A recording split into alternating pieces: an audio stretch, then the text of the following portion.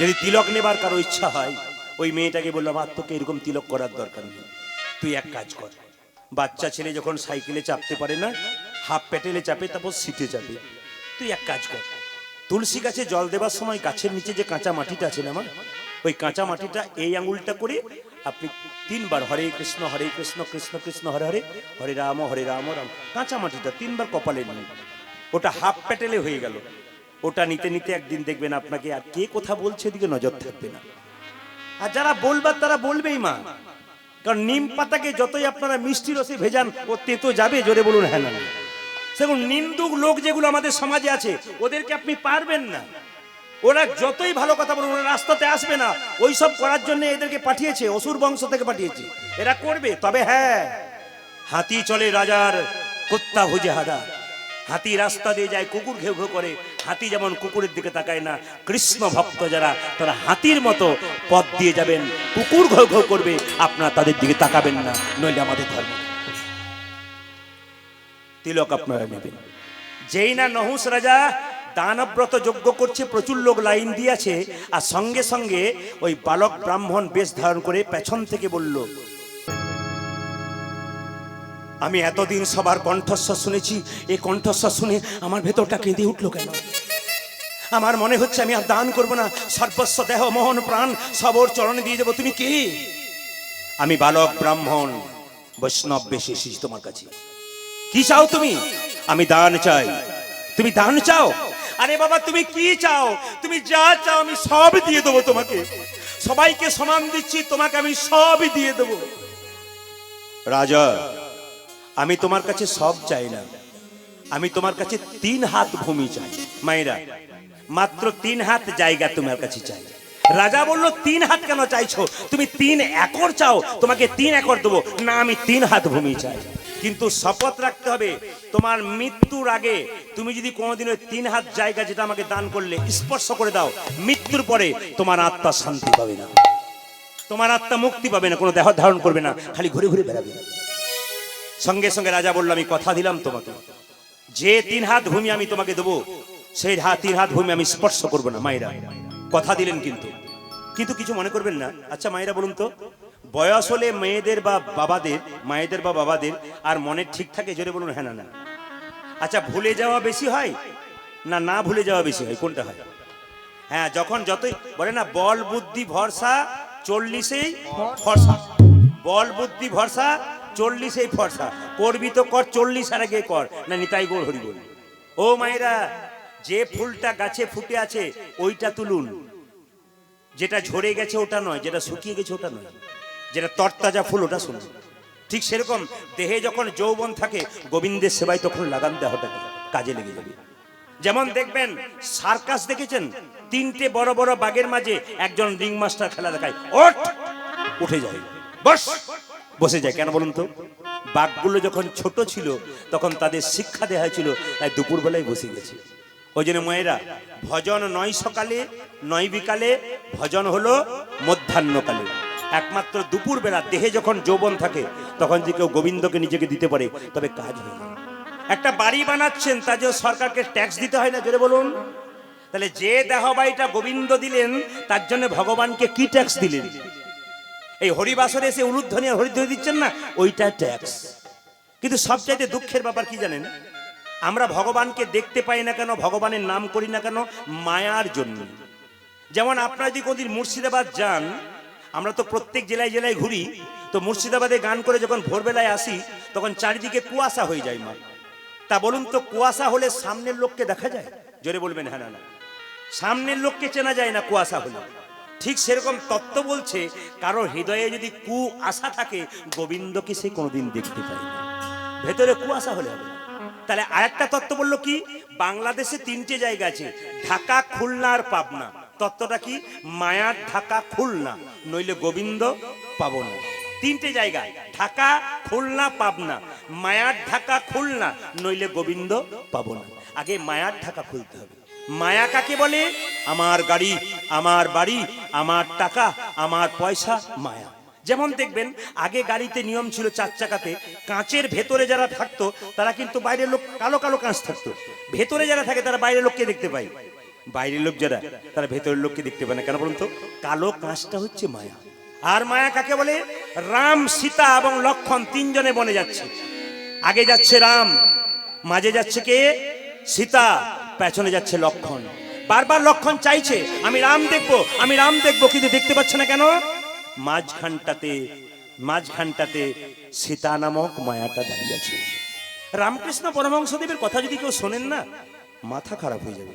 দারুণ দারুণ জিনিস তিনি বলেন। বলছে, ওরে মায়া হলো পানা পুকুরের পানা। মায়েরা পুকুরে যখন বাসন ধুতে যান, যে পুকুরে প্রচুর পানা থাকে, আপনার জল ঠেলে দিলেন হাতে করে, আবার এলো, আবার ঠেললেন, আবার এলো, আবার ঠেললেন, আবার এলো।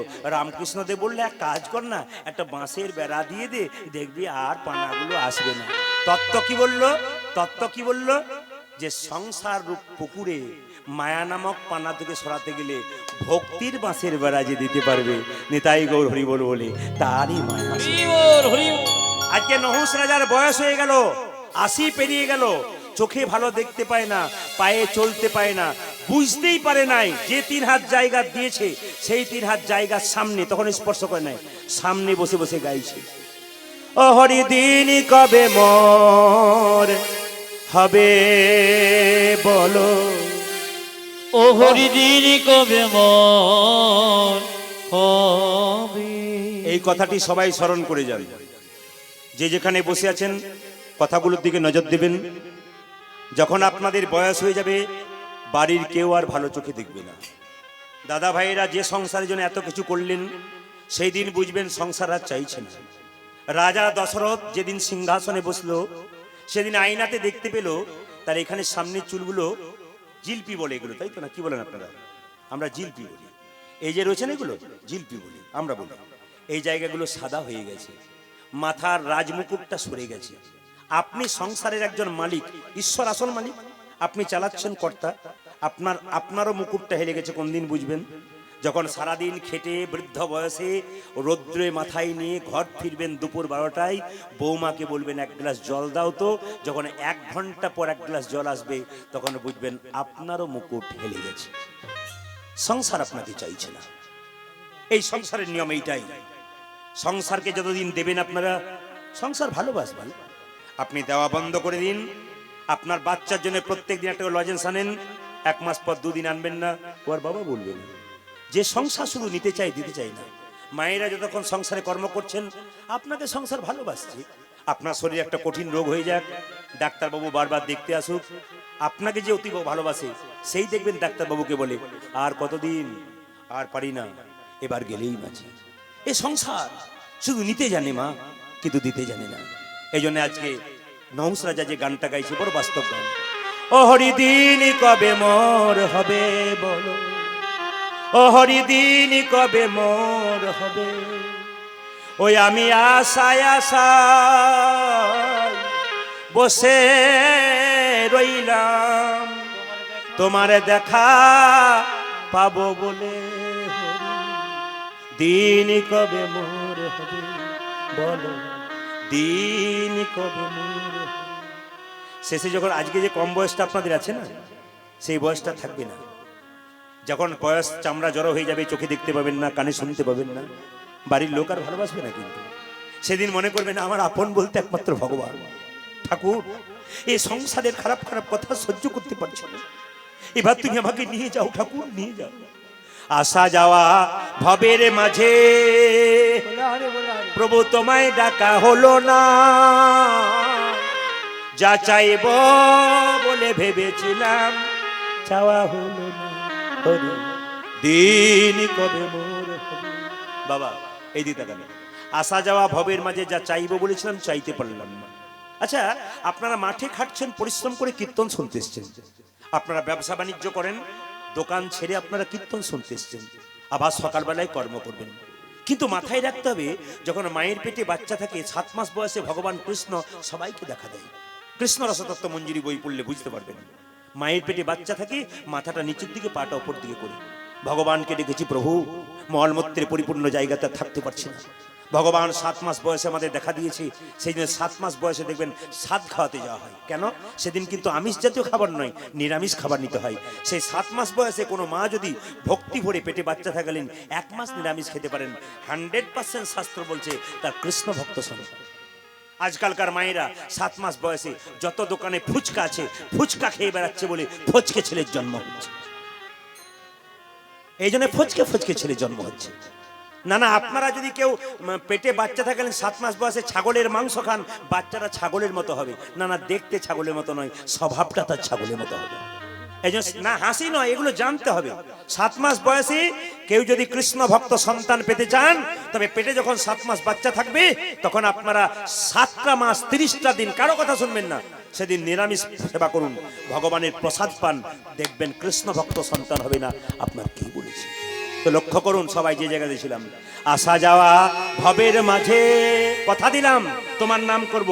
আপনারা যারা মাঠে খেটে এসেছেন, ব্যবসা করে এসেছেন এখানে, তারাও কথা দিয়েছেন যখন বৃদ্ধ হবেন সেদিন বুঝবেন হরিনাম সামনে হয়েছে, শুনি নাই, একবার হরিবল বলি নাই। আসা যাওয়া ভবের মাঝে প্রভু তোমায় ডাকা হলো না, যা চাইব বলে ভেবেছিলাম চাওয়া হলো না। হরি দিন কবে মোর হবে, হরি দিন কবে মোর। বাবা, গানটা লিখছে কিন্তু একজন, আর গাইছে একজন। গানটা যিনি লিখছেন তার দুঃখের কথা শুনলে চমকে যাবে। গানটা লিখছেন বিশ্বনাথ দাস, একজন পণ্ডিত মানুষ। তিনি শিক্ষকতা করতেন। জীবনটা দেখুন কি হয়ে গেছে। একটি ছেলে, একটি বৌমা, একটি নাতি। স্ত্রী মারা গেছে বহুদিন আগে। এই গানটা যখন গাইছে, তখন এক সময় নাতিকে বলল, দাদু ভাই আমি তো বয়স হয়ে গেছি, আমাকে এক গ্লাস জল এনে দে। যখন তার নাতি এক ঘন্টা পর জল আনলো, হ্যাঁ দাদু ভাই আমার গলাটা শুকিয়ে গেছে, তখন জল আনলি? আমার মা বলছিল বুড়োটা মরে গেলেই বাঁচে। তখন বিশ্বনাথ দাস মনে মনে ভাবছে, বাড়ি সংসার, এত বড় দালান বাড়ি তৈরি করলাম, সে তো আমার টাকায়। আমার ছেলেকে বড় করেছি, সে তো আমার টাকায়। আর আমাকে বলে বুড়োটা মরে গেলেই বাঁচি। আচ্ছা, সে না হয় পরের মেয়ে বলতে পারে, আমার ছেলেকে একবার দেখি। ছেলেকে জিজ্ঞেস করছে, খোকা হেমিওপ্যাথি ওষুধটা এনেছিস? আমার যে হাঁটুতে বড় ব্যথা হয়। ছেলে বলে উঠলো, বাবা এবার ওষুধ খাওয়া বন্ধ করো, ভগবানের নাম করো তো, বয়স হয়ে গেছে, এবার বলো গেলেই বাঁচি। বিশ্বনাথ দাস মনে মনে ভাবলো, বাড়ি সংসার। আপনারা যারা কীর্তন শুনতে এসছেন, আজকে কম বয়সে থেকে ওই কথাটা অনুভব করবেন, যে আপনার যখন বয়স হবে আপনার ছেলে মেয়ে কিন্তু আপনার মুখের ওপর ওই কথাটাই বলবে। তখন ভাববেন, আমার রক্তের জিনিস সেও পর্যন্ত আমি মানছি না। বিশ্বনাথ দাস তখন লিখছেন, আর নহস রাজা গাইছেন, পার করো হে। দেখবেন মায়েরা জ্বালাই পরে সংসারে বলেন না, ডেকে নাও ঠাকুর, ডেকে নাও, এবার আমায় তুলে না, আমার বেঁচে থেকে আমি এত কথা শুনতে পারবো না। আমি একদিকে খাচ্ছি আর বিষ খাচ্ছি, আমি সংসারে কেন এলাম, সংসারের জন্য এত করলাম, এবার তুমি ডেকে নাও, আমি আর থাকতে চাই না। বিশ্বনাথ দাসের গান লেখা, আর নহস রাজার বেলা। তুমি যে 3 হাত ভূমি আমাকে দান করবো বলেছিলে, স্পর্শ করবো না বলেছিলে, স্পর্শ করলে। আমি তোমাকে অভিশাপ দিলাম, তোমার মৃত্যুর পর তোমার আত্মা কোনোদিন মুক্তি পাবে না, মুক্তি পাবে না, মুক্তি পাবে না। সঙ্গে সঙ্গে অন্তর্ধান হয়ে গেলেন, আকাশবাণী হয়ে গেল, বলো না। চিৎকার করে বললো, বলো বলো প্রভু, কি করলে আমার মুক্তি হবে? সঙ্গে সঙ্গে বললো আকাশবাণী করে, তুমি মহুষ মুক্তি পেতে পারো, পুত্রের যদি থাকে হরিচরণে মতি, হরিচরণে মতি, নহস তুমি শীঘ্র পাবে মুক্তি, পাবে মুক্তি, নহস তুমি মুক্তি পাবে মৃত্যু কালো পরে, মৃত্যুকাল পরে। তোমার এমন পুত্র যদি নরমের যোগ্য, যোগ্য করে। তার মানে এই কথার দ্বারা একটা দারুণ কথা আপনাদের জানতে হবে। পুত্রের যদি থাকে হরিচরণে মতি, হরিচরণের মতি, এ জগতে শুধু নহস মুক্তি পাবে তা নয়, তা নয়, এই জগতে যে পুত্র ভক্তিমান হবে তার পিতা উদ্ধার হবে, তার মাতা উদ্ধার হবে। এই জন্য আপনাদের কাছে নিবেদন রইল, আমি কীর্তনিয়া প্রদীপ পাল, আজকে আপনাদের গ্রামে কীর্তন করতেছে। বহিরাগত যারা ভক্ত এসছেন, মায়েরা যারা কীর্তন শুনতে এসছেন, আমার ভাইয়েরা যারা দাঁড়িয়ে আছেন, যে যেখানে আছেন, সবার জন্য ভগবানের কাছে প্রার্থনা করব, আপনাদের ছেলে মেয়ের গাড়ি বাড়ি টাকা পয়সা হোক আর না হোক, আপনাদের প্রতিটি বাড়িতে একটা করে কৃষ্ণ ভক্ত সন্তান হোক। প্রশ্ন করবেন, প্রদীপ বাবু আপনি কেন কৃষ্ণ ভক্ত সন্তান চাইলেন? আপনি টাকা পয়সা চাইলেন না কেন? আপনি কৃষ্ণ ভক্ত সন্তান চাইলেন কেন? তো আপনাদের কাছে নিবেদন রইল, আমি কৃষ্ণ ভক্ত, আমার দিকে তাকাবেন, আমি কৃষ্ণ ভক্ত সন্তান চাইলাম এই জন্য, সচিমাতা নিমাইকে বলেছিল, নিমাই তোর বাবার পিণ্ডটা দিয়ে আয়। নিমাই বলেছিল, মা পিণ্ড দিলে কি হয়? সচিমাতা বলেছিল, নিমাই পিণ্ড দিলে 7 বংশোদ্ধার হয়। নিমাই বলেছিল, মা পিণ্ড দিলে 7 বংশোদ্ধার হয়, কিন্তু কোন বংশে যে একটা কৃষ্ণ ভক্ত সন্তান জন্ম নেয় তা 7 বংশ নয়, তা 14 বংশ। এই জন্যে আমি আসতে, একজন ভক্ত আমাকে জিজ্ঞেস করছে, প্রদীপ বাবু আমার ছেলের জন্য না 1 কোটি টাকা রেখে দিলাম, আমি মরে যাই কোনো ক্ষতি নেই, আমার ছেলেকে 1 কোটি টাকার মালিক করে দিয়ে গেলাম, আর আমার চিন্তা নেই, আর তাকে রোজগার করতে হবে না, বসে বসে খাবে। আমি তাকে জিজ্ঞেস করলাম, বাবা ছেলেকে কোটি টাকার মালিক করে গেলেন, কিন্তু ছেলেটা কেমন তৈরি করে গেলেন? আরে বল, যতগুলো বাবা হয়েছেন মাথায় রাখবেন কথাগুলো, মহাপণ্ডিতের কথা। ছেলের 1 টাকাও রাখার দরকার নেই, ছেলেকে শিক্ষিত করে মানুষ করুন। সেই ছেলে যদি মানুষ হয় না, যে কোটি টাকাটা আপনি ছেলের জন্য রেখে যাবেন ওটা সৎ কাজে ব্যবহার করবে, নেশা করবে না, খারাপ কাজ করবে না।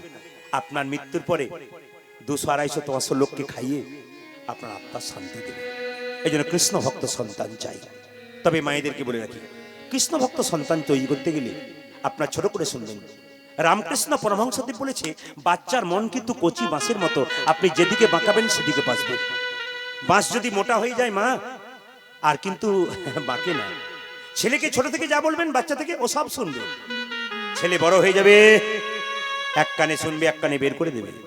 শিক্ষা যদি দিতে হয় বাবা হয়ে, ছোট থেকে শিখ, মা হয়ে শিক্ষা দেবেন, নিজেকে দেবেন। হরিনাম হবে, আপনি বাবা হয়েছেন, হরিনাম যেখানে হবে আপনি ভক্তি ভরে শুনবেন। আপনার ছেলে যদি জোয়ান থাকে, ও যদি দাঁড়িয়ে থাকে, এখানে এসে 5 মিনিট যদি আসে, সে আপনাকে লক্ষ্য করবে, কিন্তু আমার বাবা কি করছে দেখি। আপনি বাবা হয়ে ভক্তি হয়ে কীর্তন শুনবেন, আপনি ছেলেকে বলতে পারবেন, বাবা ভক্তি কর, কীর্তন শুন। একদিন সেও বলবে, হ্যাঁ আমার বাবা ভক্ত, আমি হব না কেন? আপনার তো রক্তের সন্তান, সে হবে না কেন? আপনার রক্তটা ভালো করতে হবে।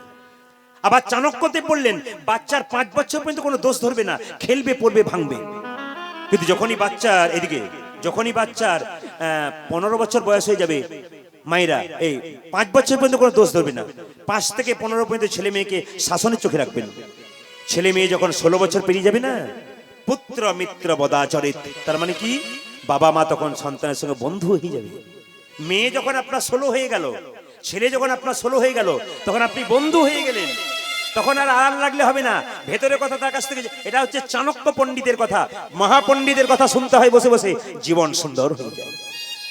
তবে আপনাদের বলে যাই, কৃষ্ণ ভক্ত সন্তান আপনাদের বাড়িতে হোক, হিন্দু সনাতন ধর্ম গড়ে উঠুক, মহাপ্রভুকে সম্মান দিক, কৃষ্ণকে সম্মান দিক, নিতাই গৌরকে সম্মান দিক, আমি এইটাই চাই। প্রদীপ পাল হই, সবাই মিলে বলুন, রাধা রানী কি, শ্যাম সুন্দর কি, মদন মোহন কি, হরিবাসর কি।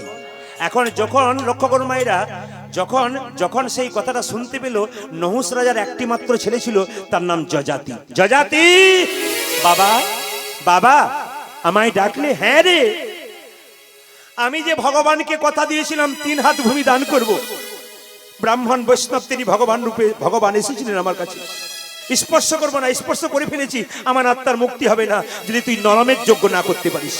এমন একটা যজ্ঞ করবি, একটা মানুষকে বলি দিতে হবে, সেই যজ্ঞে আহুতি করতে হবে সেই যজ্ঞে। ঠিক আছে বাবা, কথা দিলাম, পিতার আদেশ যদি পালন না করিতে পারি, জ্বলন্ত অনলে আমার জীবন দিব ডারি, জীবন দেব দারি। মায়েদের যাদের চোখ মুজে যাচ্ছে একটু খুলবে না? জ্বলন্ত অনলে আমি জীবন দিয়ে দেবো মা, জ্বলন্ত আগুনে বাবা আমি ঝাঁপ দিয়ে দেবো, যে তোমার কথা না রাখতে পারি।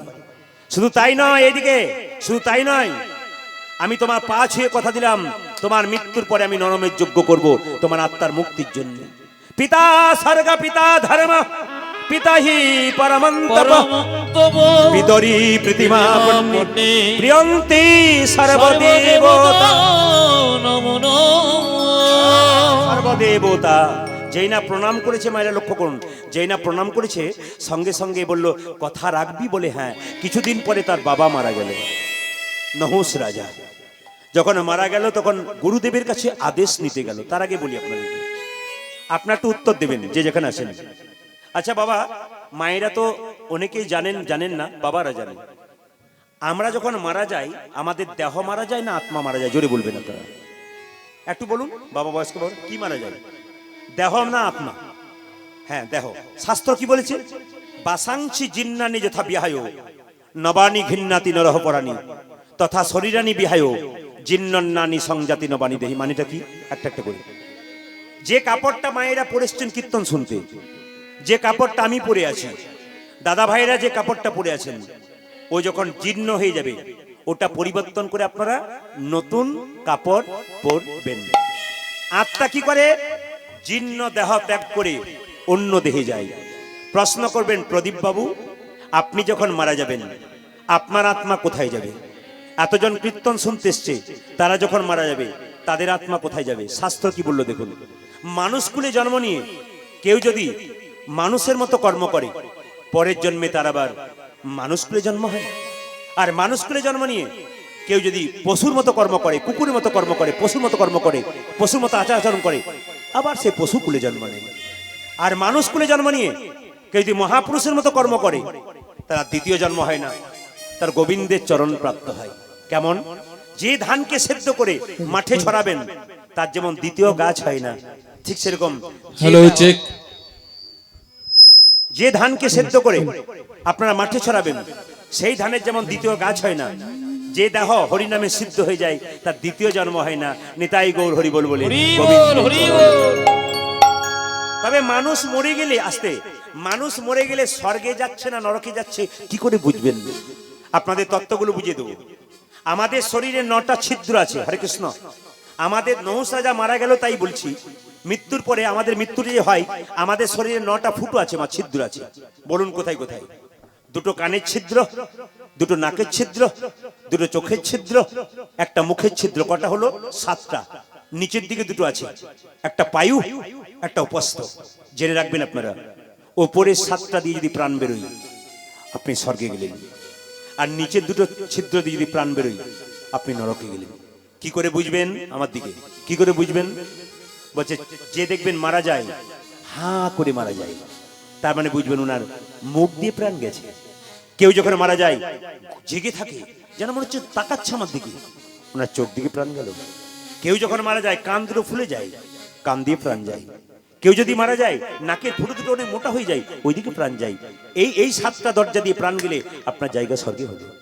আর দেখবেন অনেকে মারা যায় প্রস্রাব করে ফেলে, পায়খানা করে ফেলে, জানবেন উনি নরকে গেলেন। অনেকে মৃত্যুর সময় দেখবেন মৃত্যুর আগে চমকে চমকে ওঠে। বাড়ির লোক বলে কি হলো কি হলো, কে যেন ভয় খাওয়াচ্ছে, আমাকে ভয় খাওয়াচ্ছে। তার মানে কি বলুন তো? স্বয়ং যমরাজ এসে বলছে পাপ করেছিস তুই, এবার তোকে যেতে হবে। যমরাজ ভয়ঙ্কর মূর্তি ধারণ করে দাঁড়িয়ে থাকে, সেই ভয় খাই বলে তারা চমকে চমকে ওঠে। এইবার আপনারা জেনে নিন আর মৃত্যু কি করে বুঝবেন যে স্বর্গে যাচ্ছে? আরো দুটো কারণ আছে। আপনি এই গ্রাম থেকে যখন মারা গেলেন, বলো হরি হরি বল বলে শ্মশান ঘাটে নিয়ে গেল বাবা, তখন দেখবেন, হরে কৃষ্ণ, যখন নিয়ে গেল তখন দেখবেন কি বলুন তো? যখন নিয়ে গেল শ্মশান ঘাট তখন দেখবেন সবাই বলে আহ লোকটা খুব ভালো ছিল গো, খুব মানুষটা ভালো ছিল। ওই মেয়েটা মারা গেল, খুব স্বভাব ভালো ছিল, কিন্তু কৃষ্ণ ভক্ত ছিল। ওই বাবা মারা গেল, ওই লোকটা মারা গেল, ও দারুণ ভক্ত রে, দারুণ লোক। ইনি স্বর্গে গেলেন। আর আপনার মৃত্যুর পর যদি আর আনাচে কানাচে গিয়ে বলে লোকটা খুব বদমাইশ ছিল রে, সংসারটাকে জ্বালিয়েছে, সমাজটাকে জ্বালিয়েছে, ও বেটা গেল না, শান্তি হলো, জানবেন ইনি যাচ্ছেন নরকে। জন্ম হোক যথা তথা, কর্ম যেন ভালো হয়। আপনি কোথায় জন্মগ্রহণ করলেন দেখবেন না, আপনার কর্ম দেখবেন। সবাইকে বলে রাখি মায়েরা, আর কি কি দেখলে বুঝতে পারবেন যে মানুষ স্বর্গের ও নরকে গেল? একটা কারণ আছে, মৃত্যুর সময় কারো মুখ যদি বিকৃত হয়ে যায়। যে কথাগুলো এখন বলছি আমি, যদি কারো বইপত্র পড়েন তাহলে বইটার নাম হচ্ছে ডক্টর পঞ্চানন ভট্টাচার্যের জগৎ ও আমি। বইটা পড়বেন, 3টে খণ্ডে পাওয়া যায়, প্রথম খণ্ড পড়বেন, পরিষ্কার পেয়ে যাবেন।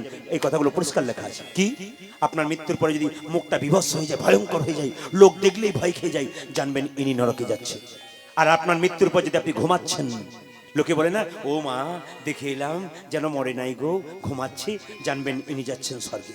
আর আপনার মৃত্যুর পর লোকে যদি বলে বাবা জানিস দিদি আমার 3 দিন ঘুম হয় নাই গো, জানবেন ইনি যাচ্ছেন নরকে। এই জন্য জন্ম হোক যথাযথা, কর্ম যেন আপনার ভালো হয়।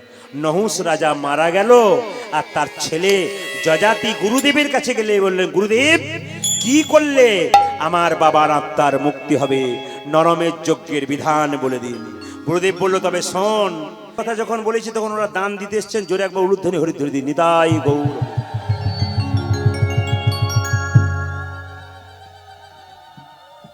যিনি বায়না করেছেন দেখছেন, ফোনে আমার সঙ্গে কথা হয়, একটু আমার রাগ হয়েছিল ওনাকে দেখে প্রথমে, ওই 9টার সময় কীর্তন করতে বলেছে বলে।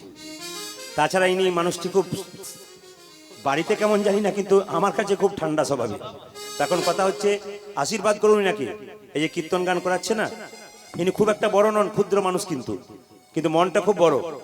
এটা হচ্ছে সবচেয়ে আস্তে, প্রচুর লোকের প্রচুর টাকা থাকে কিন্তু করাতে পারে না। ইনার হৃদয় মন সব বড়। ভগবানের কাছে প্রার্থনা করুন এরকম ব্যক্তি পৃথিবীতে আরো জন্ম নিক। কেন? যত হরিবাসর নামযোগ্য হবে, ভক্তের কৃপা হবে। নিতাই গৌর, হরি বল, হরি বল। একটু সবাই উলুধ্বনি দিন প্রেম সে।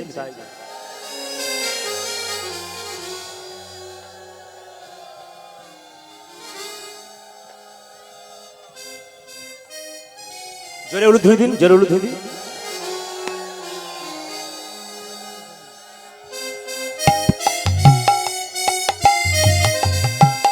এইটা ওনার মা, আমি দেখেছি। প্রার্থনা করুন ভগবানের কাছে অনেক দীর্ঘজীবী হন। বাবা মালা দিয়ে গেলেন, স্ত্রী। হ্যাঁ, আচ্ছা, হরির লুট উনি দিয়েছেন, আপনাদের কাছে নিবেদন রইল এই প্রসাদটা আপনারা যারা পাবেন, একটা উপায় বলে দেবো, আপনারা এগুলো ব্যবহার করবেন সবাই। প্রেম সে নিতাই গৌর, হরি হরি হরি হরি হরি।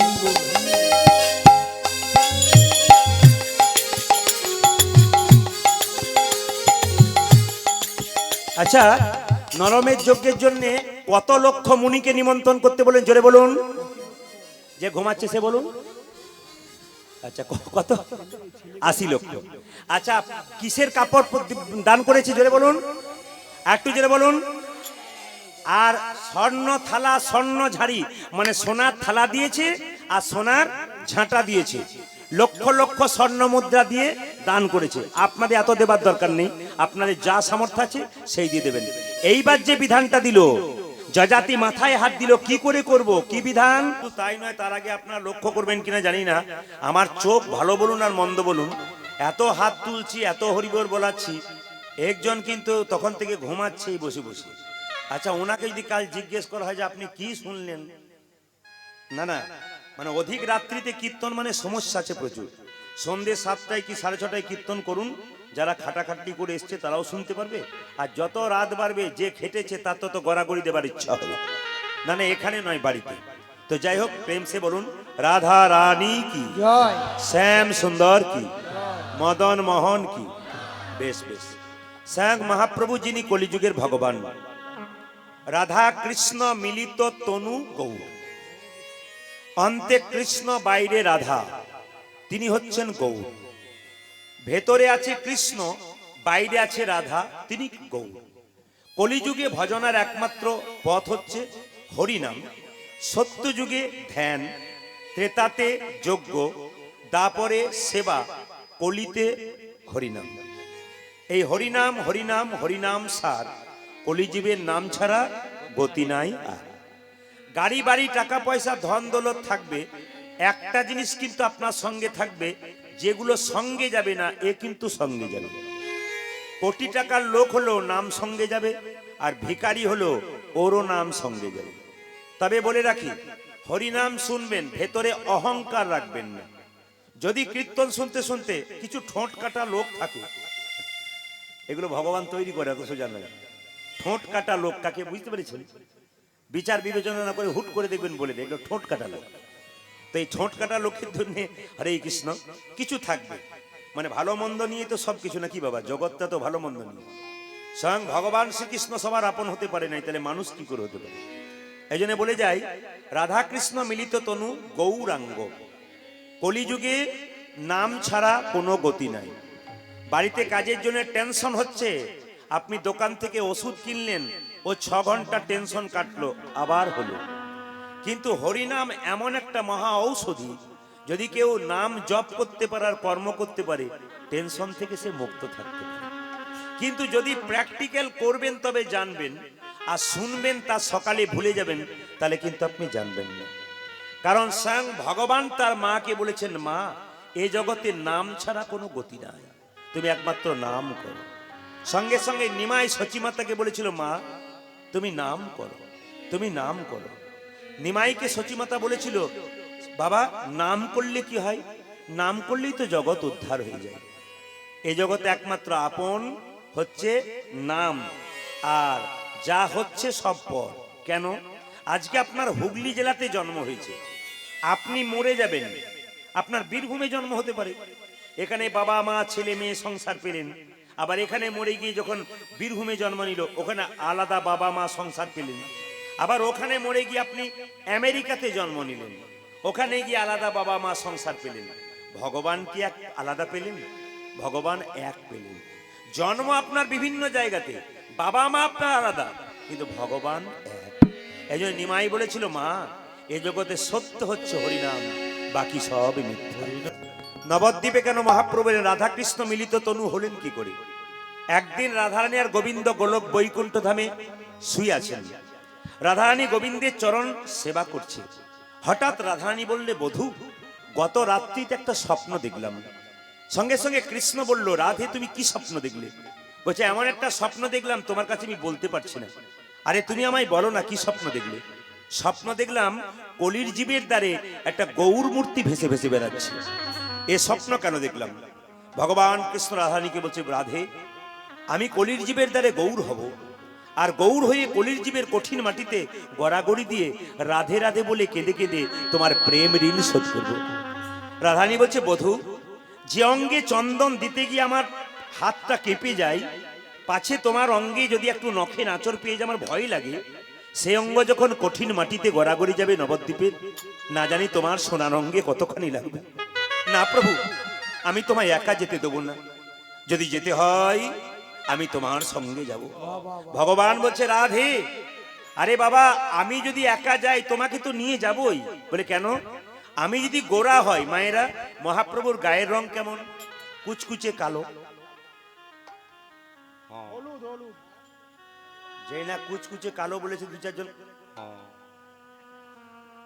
মহাপ্রভুর গায়ের রং কেমন? কাঁচা সোনার মতো।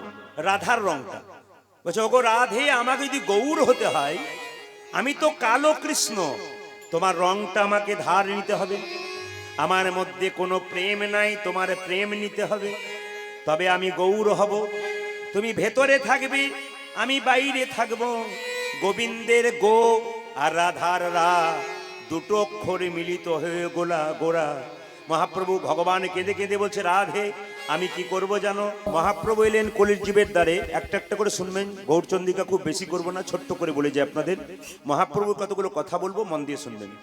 মহাপ্রভু নবদ্বীপে এসে ভক্তগণকে বললেন, তোমরা পূর্ব দিকে যাও, পশ্চিম দিকে যাও, উত্তর দিকে যাও, হরিনাম বেলাবে।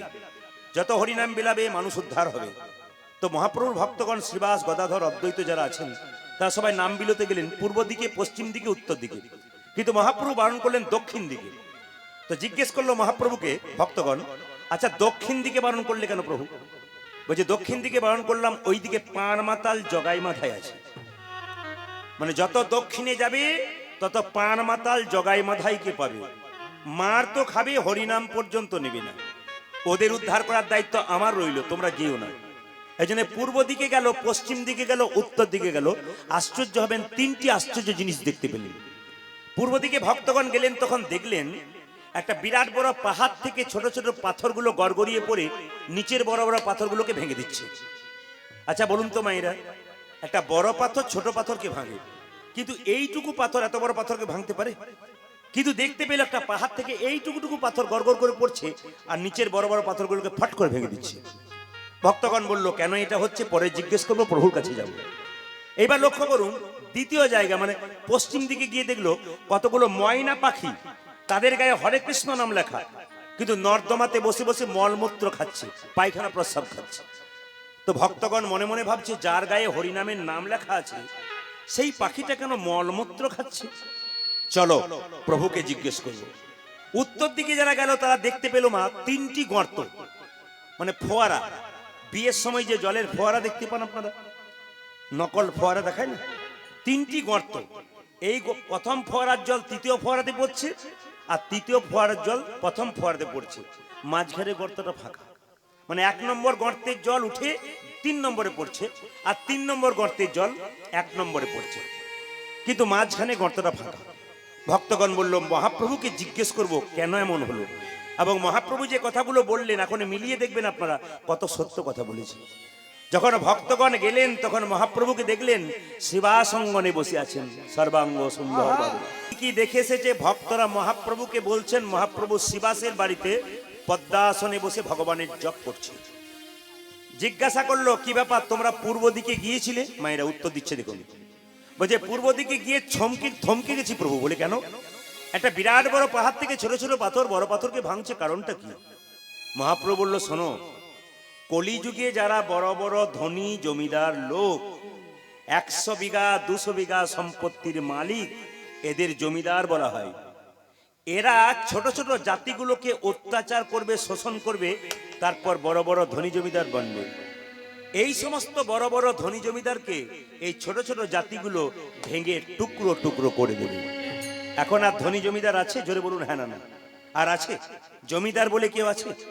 এখন মেয়ের বিয়ে দিয়ে যাবেন, যদি বলা হয় জমিদারের ঘরে হচ্ছে, বলে রাখো তোমার জমিদার। আর কোনো জমির দাম নাই। হুগলি জেলাতে আপনাদের আছে, অন্য জায়গাতে নেই। তো জমিদার আর কেউ নেই। পশ্চিম দিকে গিয়ে দেখলাম প্রভু কতগুলো ময়না পাখি, তাদের গায়ে হরে কৃষ্ণ নাম লেখা, নর্দমায় মলমূত্র খাচ্ছে। মহাপ্রভুর বাণী, আমার কথা নয়। তিনি বললেন, কলিযুগে যত সাধু হবে, বেশিরভাগ সাধুর গায়ে হরিনামের নামাবলী থাকবে, তিলক থাকবে, শিখা থাকবে, কিন্তু আপনার দরজায় গিয়ে নিতাই গৌর হরিবোল বলে দাঁড়াবে। কিন্তু খবর নিয়ে দেখবেন কোথাও চুরি করেছে, না হয় ডাকাতি করেছে, 10-12টা মার্ডার করেছে, তারপর সাধু সেজে আপনার দরজায়। ওই যে ময়না পাখি, তার গায়ে হরিনাম, কিন্তু ভেতরে মলমূত্র খাচ্ছে, বাইরে ভালো সাজ, ভেতরে খারাপ কাজ করছে। ভক্তগণ জিজ্ঞেস করলেন, প্রভু তাহলে কি আমরা সেই সমস্ত সাধু যারা বাড়িতে আসবে তাদের প্রণাম করব না? বলছে প্রণাম করবে 3 বার, একটু পরে মালা দেবেন, আমি ডেকে নেব। প্রণাম, ও মায়েরা, বলে যে সাধু চুরি ডাকাতি করে আপনার দরজায় দাঁড়াবে, হরিবোল বলবে, তাকে 3 বার প্রণাম দেবে। তো ভক্তগণ জিজ্ঞেস করলো, যে সাধু খারাপ কাজ করে আমার দরজায় দাঁড়িয়েছে তাকে 3 বার প্রণাম করবো কেন? প্রণাম করাই উচিত নয়? মহাপ্রভু বললেন, না না, সাধু বাবাকে প্রণাম করবে কেন? প্রথম কারণ হচ্ছে, সাধু বাবা যে গেরুয়া বস্ত্রটা পরে আছে ওটা হচ্ছে ত্যাগের প্রতীক। সাধু বাবাকে নয়, ত্যাগের প্রতীক গেরুয়া বস্ত্রকে একটা প্রণাম করবে। দ্বিতীয় প্রণাম কেন করবে? ও মায়েরা, দ্বিতীয় প্রণাম কেন করবে? সাধু বাবা আপনার দরজায় এসে ওই যে হরিনামের ধ্বনি দিচ্ছে, সাধু বাবাকে নয়, হরিনামের ধ্বনিটাকে একটা প্রণাম দিন। তৃতীয় প্রণাম কেন দেবে? না, আপনারা যারা সংসারী মানুষ, 2 দিনের বেশি 3 দিন সংসারের বাইরে থাকতে পারেন না, তাহলে যে সাধুটি চুরি করে হোক, ডাকাতি করে হোক, ওই যে এতদিন ধরে নিজে ঘর সংসার ত্যাগ করেছে, সেই ত্যাগের জন্য তাকে একটা প্রণাম দিন। বলে বাবা, দারুণ কথা বলেছে প্রভু। এবার 3 নম্বর আসতে, এবার 3 নম্বর কথাটা বলুন তো। বলে কি? উত্তর দিকে গিয়ে দেখলাম 3টে গর্ত, প্রথম গর্ত, দ্বিতীয় গর্ত, তৃতীয় গর্ত। তো প্রথম গর্তের জল 3 নম্বর গর্তে, আর 3 নম্বর গর্তের জল 1 নম্বর গর্তে। 1 নম্বর গর্তের জল 3 নম্বরে, 3 নম্বর গর্তের জল 1 নম্বরে, মাঝখানে গর্তটা ফাঁকা, বসে বসে দেখছি। কারণ কি? মহাপ্রভু বলেন, কলিযুগে যত ছেলের বিয়ে হবে তাদের আদর ভালোবাসা যাবে শ্বশুর শাশুড়ির উপরে, আর শ্বশুর শাশুড়ির আদর ভালোবাসা যাবে জামাইয়ের উপরে, আর মাঝখানে মা বাবা বসে বসে। কাল সকাল থেকে একজন একজনকে দেখলে জয় নিতাই বলবেন। যদি জয় নিতাই বলতে না পারেন তাহলে রাধে রাধে বলবেন। এই দুটি বাণী যেন আপনাদের মুখ থেকে শুনতে পাই। মহাপ্রভু প্রচার করতে পাঠান বিভিন্ন ভক্তদের দিয়ে। আমরা আপনাদের সামনে এসেছি শুধুমাত্র এই বাণীটা প্রচার করার জন্য।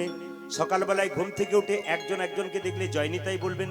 যদি জয় নিতাই বলতে লজ্জা হয়, আপনি রাধে রাধে বলবেন, একটু হাত তুলে বলবেন। মহাপ্রভু শিখিয়েছেন, আপনি আচরি ধর্ম অপরে শেখাই, আপনি না আচরিলে অপরে শেখানো না যায়। আগে আপনি আচরণ করুন, দেখবেন পাশের জন আচরণ করবে। সে ঝগড়া করবে, রাগ করবে, তবে একবার হরিনাম বলে ফেললে ওর কাজ হয়ে যাবে। যেমন একাদশীর দিনে কেউ যদি রাগ করে কিছু না খায়, অজান্তে তারও একাদশী হয়ে যায়। রেগে যদি কেউ একবার জয় নিতাই বলে, সে কিন্তু ফেঁসে যায়। কেন? একবার বলতে পারলে জিভ যদি ভিজে যায়, সে আর বলতে পারে না। আচ্ছা, একবার সবাই মিলে রাধে রাধে বলুন তো। যারা শেষে বসেছে তারা ভাবছে বাঁচলাম, কেন বলুন তো? শেষে বসা মানে প্রদীপবাবু, আমি তো ওনারা ভাবছেন প্রদীপবাবুকে তো দেখতেই পাচ্ছি না, তারপর প্রদীপবাবু তো আমাদের দেখতেই পাবে না, যাক বাঁচলাম। কিন্তু শুনে রাখুন, এই প্রদীপবাবু দেখুক আর না দেখুক, একজন দেখছে। মানুষ খারাপ কাজ কোনোদিনই করতো না যদি একটা কাজ করতো। আপনারা কোনদিন জীবনে খারাপ কাজ করতে পারবেন না। আমি আপনাদের একটা হিসাব শিখিয়ে দিই, যারা প্রত্যেকদিন খারাপ কাজ করেন তারা এই ব্যবহারটা করবেন না, আর যারা খারাপ কাজ করতে চান না অথচ করে ফেলেন তারা শুনবেন। যখন দেখবেন কেউ খারাপ কাজ করতে যায়, চুরি বলুন, ডাকাতি বলুন, খারাপ কাজ বলুন, তখন দেখবেন সে একবার ডান দিকে তাকায় কেউ আসছে কিনা, একবার বাঁ দিকে তাকায়, একবার সামনের দিকে তাকায়, একবার পেছনের দিকে তাকায়, চারিদিকে তাকায়, একদিকে তাকায় না।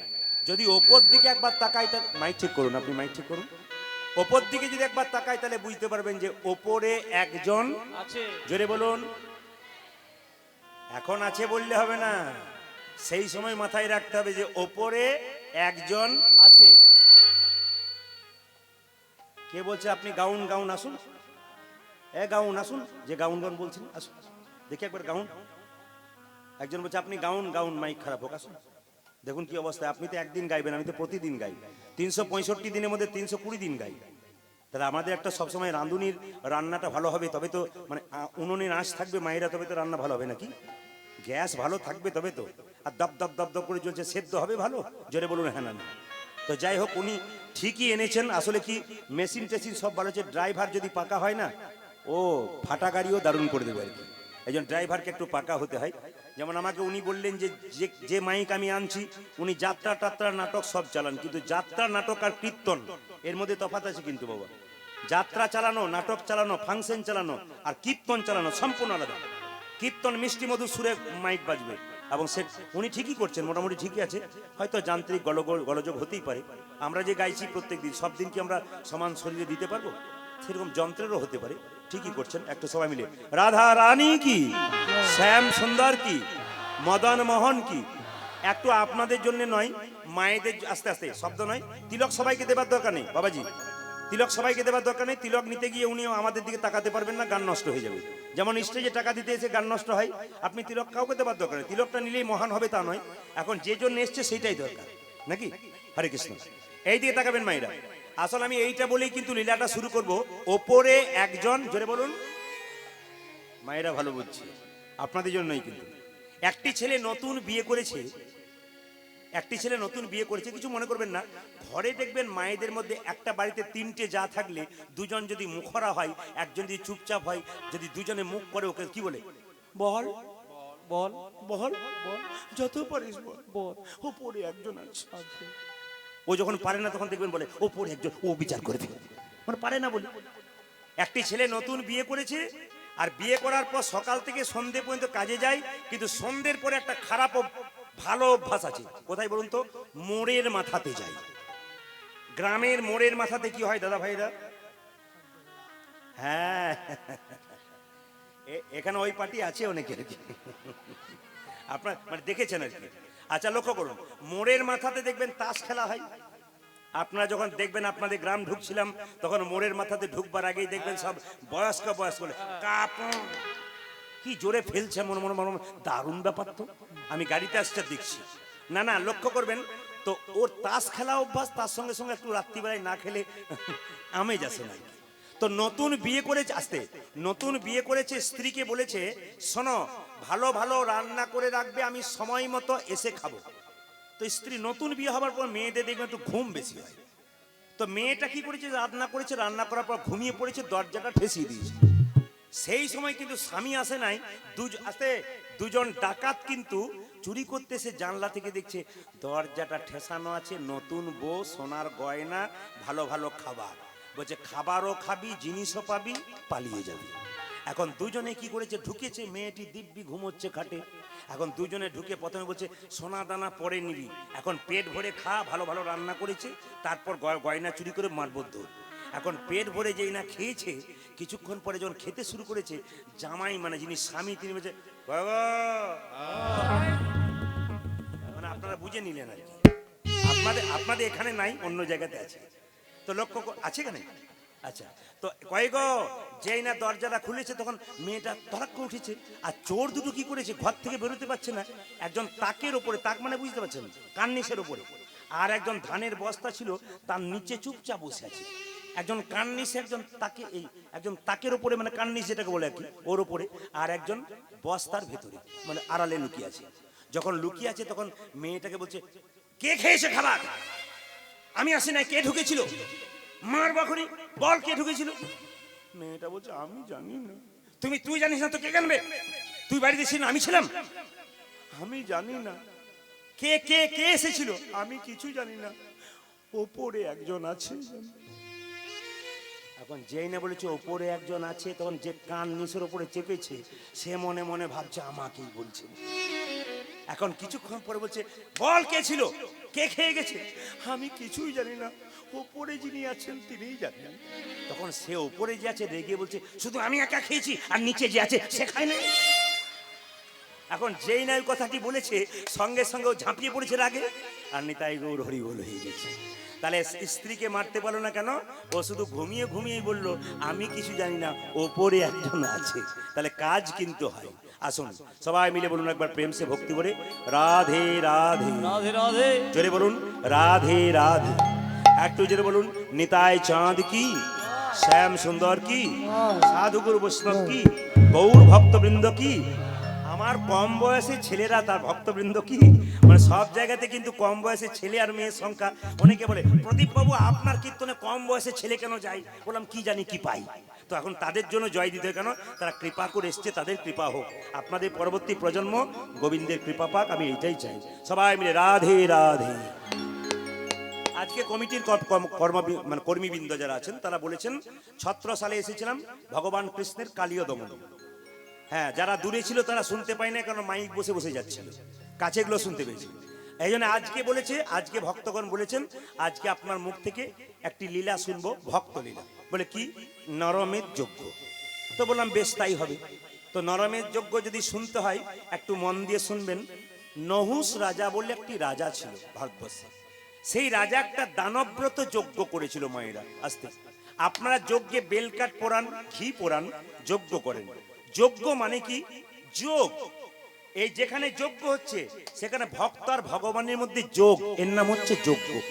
এই জন্য তিনি দানব্রত যজ্ঞ করেছেন। কেন? প্রচুর লোক লাইন দিয়ে দাঁড়িয়ে আছে, সবাইকে সমান দান করছে। যেমন কিছু কিছু মানুষ আছে দেখবেন দু রকমের দান রাখে। ব্রাহ্মণকে দেবার সময় দামি দামি জিনিস রাখে, আর যারা ফকির ভিখারি তাদের জন্য একটু কমা রাখে, এরকম করে। কিন্তু দান যখন করবেন তখন বিচার সবাই সমানকে করবেন। যেমন দেখবেন বিয়ে বাড়িতে আপনি খাওয়াবেন, মহোৎসব খাওয়াবেন, কিন্তু সবসময় মাথায় রাখবেন সবাইকে সমান দেবো। যদি আমি ভাত ডাল সবজি দিই তো সবাইকে দেবো, কাউকে স্পেশাল ভাবে মিষ্টি বা পায়েস দিয়ে দেবো না আর এদেরকে দেবো না, তা বললে হবে না। দান কিন্তু সবাইকে সমান করতে হয়। তো অযোধ্যার রাজা নহুষ তিনি দানব্রত যজ্ঞ করছেন। এখন নারদ মুনি ঘটনাটা দেখে গেলেন, চঞ্চল হয়ে গেলেন, অবাক হয়ে গেলেন। বাহ, মর্তধামে আমি দেখলাম আশ্চর্য ব্যাপার, একজন দানী সে সবাইকে সমান দান করছে এবং সবাইকে সমান আদর করছে। একটা ভিখারি তাকেও যেমন আদর করছে, একটা ব্রাহ্মণ তাকেও তেমন আদর করছে, একজন বৈষ্ণব তাকে। কাছে নিবেদন রইল মায়েরা দান করবেন, কিছু পাবেন। তবে এতদিন দান করেছেন আপনারা, এবার আপনারা করবেন না। আপনার বাড়ির বাচ্চাগুলোকে দান করাবেন। আপনি দান করে এসেছেন, বাচ্চাদের শেখাবেন। আজকালকার বাচ্চাগুলো মা বাবাকে বৃদ্ধাশ্রমে রাখে। তার জন্য মা বাবা বলে আমার ছেলেকে মানুষ করতে পারি নাই গো, আমাকে বৃদ্ধাশ্রমে রাখলো। না, আপনি দায়ী আছেন। আপনি ছেলেকে দিতে শেখাবেন না তো আপনাকে দেবে কি করে? এই জন্য আপনাদের কাছে একটা ছোট্ট নিবেদন রইল, যারা দাদা ভাইরা এসছেন, মায়েরা এসছেন, বাড়িতে বাচ্চা বাচ্চা ছেলেগুলোকে, বাড়িতে ভিখারি আসবে না দরজাতে, ভিখারি যখন আসবে তখন তাকে বলবেন বাবা তুই দিয়ে দে। মানে আপনারা তো চিরকাল দিয়ে আসছেন, বাড়ির বাচ্চাগুলোকে বলবেন তুই দিয়ে দে। এবার 10 টাকা দেবেন ভিখারিকে, ওকে দিয়ে দেওয়া করান, ওকে দেওয়ার মনটা তৈরি করুন। তবে হ্যাঁ, দানের নিয়ম আছে কিন্তু। যে যেখানে বসে আছেন মন দিয়ে শুনবেন। দানের নিয়ম হচ্ছে এইরকম, যেমন আপনার বাড়িতে কোনো ভিখারি গিয়ে বললো বা বৈষ্ণব গিয়ে বললো জয়নিতাই মা কিছু ভিক্ষা দাও, আপনি যখন তাকে ভিক্ষা দেবেন তখন চুপচাপ দেবেন না। ওই যে জয়নিতাই বলে দিল না, আপনি দেবার সময় বলবেন জয়নিতাই বাবা জয়নিতাই। তার মানে আপনি নাম করে দেবেন, আপনার দানটা কিন্তু পাক্কা থাকবে। এই জন্য আপনাদেরকে বলে রাখি, যদি কোনো গরিব মেয়ের বিয়ে হচ্ছে না, তাকে আপনি 10,000 টাকা দান করলেন, কথার মানে ধরুন, কিংবা 5,000 দান করলেন, কিন্তু দান করলে তাকে বলবেন, বাবা তোকে যেমন 5,000 টাকা দিলাম, তুই আমাকে 100 টাকা দিও। সে জিজ্ঞেস করতে পারে যে তুমি আমার কাছে 100 টাকা নিচ্ছ কেন? বলছে আজকে তোকে 5,000 টাকা মেয়ের জন্য দান করতে দিলাম, দান দিলাম, আমার 10 বছর পরে ভেতরে অহংকার হতে পারে, তোকে দেখলে আমি বলতে পারি এই আমার জন্য তোর মেয়ের বিয়ে হয়েছিল, তোকে 5,000 টাকা দিয়েছিলাম। সেদিন তুই আমাকে বলবি, হ্যাঁ গো তুমি যেমন আমাকে 5,000 টাকা দিয়েছিলে, সেরকম তুমি আমার কাছ থেকে 100 টাকা নিয়েছিলে। তাহলে তুমি এমনি এমনি দান করো নাই, তুমি দিয়েছিলে আবার নিয়েছিলে। এতে কি হয়? দানের অহংকার দূর হয়। এই জন্য যখনই কেউ হরে কৃষ্ণ বলে আপনার দরজায় যাবে, আপনি দান করার সময় হরে কৃষ্ণ বলে দেবেন, রাধে রাধে মা ভিক্ষা দাও, আপনি রাধে রাধে বলে দেবেন। যদি আপনার জোরে বলতে লজ্জা করে, আপনি ধীরে ধীরে মনে মনে বলবেন। এটা কিন্তু কাল থেকে ব্যবহার করবেন, জীবন সার্থক হবে। এগুলো করবেন, তবে কীর্তন শোনা সার্থক নইলে নয়। দান করলে কি হয়? দ্রৌপদী গঙ্গায় স্নান করছিল, একজন মুনি গঙ্গাতে স্নান করছে, এদিকে তাকান, বয়স্ক মুনি, তিনি স্নান করছেন, আর স্নান করতে করতে জলের মধ্যে তার কাপড়টা ভেসে চলে গেছে। দ্রৌপদী স্নান করতে এসে বলছে, মুনিবর আমি 1 ঘন্টা দাঁড়িয়ে আছি, আপনি জলে দাঁড়িয়ে আছেন, উঠুন। মুনি বলল, মা যে জলে আমি স্নান করছি গঙ্গায়, আমি বয়স্ক মানুষ, চোখে দেখতে পারি না, ভালো করে কাপড় পরতে পারি না, আমার কাপড়টা হালকাভাবে পরা ছিল, ওটা ভেসে চলে গেছে জলে। মা গো তুমি যদি তোমার কাপড়ে কিছুটা অংশ কেটে আমাকে দিতে পারো, আমি তোমাকে আশীর্বাদ দেবো। দ্রৌপদী কি করেছিল সেদিন সবাই জেনে নিন, নিজের কাপড়ে কিছুটা অংশ কেটে দান করেছিল। কাকে? মুনিকে। মুনি লজ্জা নিবারণ করে পারে উঠে বলেছিল, মা এই যে তুমি এইটুকু দান করলে গো, এই দান তুমি একদিন অনেক করে পাবে। পেয়েছিল কোন দিন? যেদিন দ্রৌপদীর বস্ত্রণ হয়েছিল। আমাদের হিন্দু ধর্মের বিভিন্ন মত আপনি খুঁজে পাবেন না ঠিক মতো, এক জায়গায় কেউ দাঁড়িয়ে নেই। কিন্তু আপনার এই একটা তত্ত্ব শুনলেন, আবার দানের একটা তত্ত্ব আছে, দ্রৌপদী কেন কাপড় পেয়েছিল। সবাই শুনে নিন, দেখবেন ধর্মরাজ যুধিষ্ঠির যখন রাজ্যযজ্ঞ করেছিল, তার আগে বলে রাখি, কৃষ্ণের পিসির ছেলের নাম ছিল শিশুপাল। তো মায়েরা, শিশুপালের যখন জন্ম হয়েছিল 3টে চোখ আর 4টা হাত হয়েছিল। তো শিশুপালকে নিয়ে তার মা কি করেছিল? জঙ্গলে ফেলতে যাচ্ছিল। আকাশবাণী হলো, মা তুমি যে তোমার ছেলেটাকে জঙ্গলে ফেলতে এসেছো, তা কেন ফেলতে এসেছো? শিশুপালের মাকে দেখে বলল, ওগো এ তো রাক্ষস ছেলে, সাধারণ ছেলে 2টো চোখ হয়, হ্যাঁ 2টো হাত হয়, আর এর তো 3টে চোখ 4টা হাত, লোকে বলবে কি রাক্ষসের মা হয়েছো, একে আমি জঙ্গলে ফেলে দিতে চাই। আকাশবাণী হলো, মা তোমার ছেলেকে তুমি বাড়ি ফিরিয়ে নিয়ে যাও। এমন একজন তোমার ছেলেকে দেখতে আসবে, সবাই তো দেখতে আসবে 3টে চোখ 4টা হাত হয়েছে বলে, এমন একজন দেখতে আসবে যে দেখার সঙ্গে সঙ্গে তোমার ছেলের ওই 1টা চোখ আর 2টো হাত খসে পড়বে, জানবে তারই হাতে তোমার ছেলের মৃত্যু হবে। দাদা বলাই এলো, শিশুপালের জন্ম হলো, 3টে চোখ 4টা হাত, সবাই দেখতে এলো। দাদা বলাই বললো, কানাই যাবি না? বলে যাবো তো অবশ্যই, আমি না গেলে তো কিছু হবে না। দাদা বলাই গেল, সবাই গেল, কিচ্ছু হলো না। কৃষ্ণ যেই না দরজায় পা দিয়েছে, শিশুপালকে দেখেছে, অমনি শিশুপালের 1টা চোখ 2টো হাত খসে পড়েছে। সঙ্গে সঙ্গে এইদিকে তাকাবেন, সঙ্গে সঙ্গে কৃষ্ণের পিসি কৃষ্ণকে জিজ্ঞাসা করলো, কৃষ্ণ কি আমি তোর কে? পিসিমা, এ তোর কে? তুমি যদি পিসি হও, এ আমার ভাই, আমার সামনে কথা দে কৃষ্ণ, কি শত অপরাধ করলে একে ক্ষমা করে দিবি? কৃষ্ণ বলল, যেখানে আইন আছে সেখানে ফাঁক আছে, শত অপরাধ করলে ক্ষমা করব, কিন্তু 101 হলে আমি ছেড়ে দেব। যুধিষ্ঠির মহারাজ যেদিন রাজ্য যজ্ঞ করলেন, আপনারা সবাই জানেন, সেদিন সবাই লক্ষ্য করুন, যুধিষ্ঠির মহারাজ রাজ্য যজ্ঞ করলেন, সেই সময় কৃষ্ণকে সভাপতি করলেন। সবাই মেনে নিলে, একজন মানল না, শিশুপাল চিৎকার করে বলল, কে লম্পট? ভগবান মনে মনে ভাবছে, তুই আমাকে লম্পট বলছিস? মাইরা কিছু মনে করবেন না, ভগবান কিন্তু লম্পট। আমি প্রদীপ পাল বলছি, ভগবান লম্পট। আপনারা বলবেন, আপনি কীর্তন করছেন, আপনি লম্পট বললেন কেন? লম্পটের মানে আছে, কিন্তু এই জগতে লম্পট নয়। ভগবান লম্পট মানে কি? লম মানে কাম, পট মানে দমন। যিনি কাম দমনকারী তিনি হচ্ছেন গোবিন্দ লম্পট। ও কিন্তু অন্যভাবে গেছে, তুমি লম্পট, একে কে সভাপতি করেছে?